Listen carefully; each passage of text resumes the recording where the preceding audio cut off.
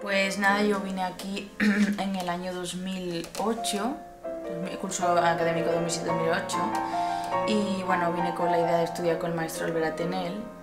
Y nada, estuve aquí acabé el grado superior en el 2009, y tras ello después estaba tan contenta con todo lo que estaba aprendiendo y las experiencias tan increíbles, ¿no? Después de venir de Andalucía y Madrid, esto era como otro mundo para mí, ¿no?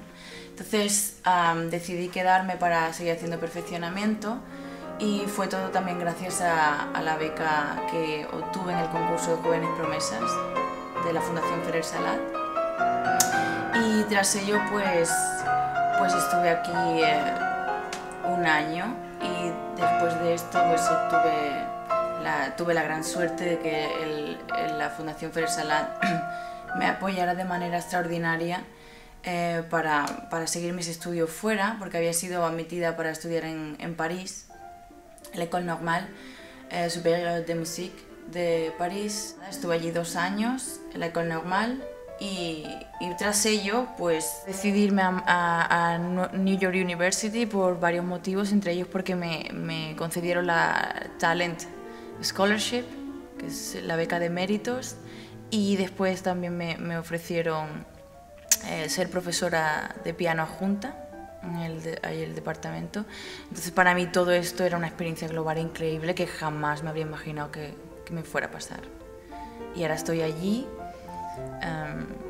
estoy viviendo algo increíble. Es muy difícil de explicar, ¿no? Porque es una experiencia muy intensa.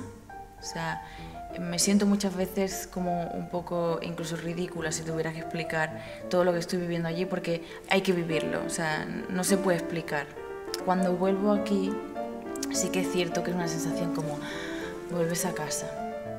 El trato en el conservatorio, desde todo el mundo, o sea, desde los conserjes, desde los profesores, desde personal, y por supuesto desde siempre ha sido el trato que yo he recibido por parte de la dirección de este centro, la señora Serrat, ha sido pues no solo muy generoso y muy profesional, sino pues también ha sido como muy humano. Y esto es una cosa que no se olvida.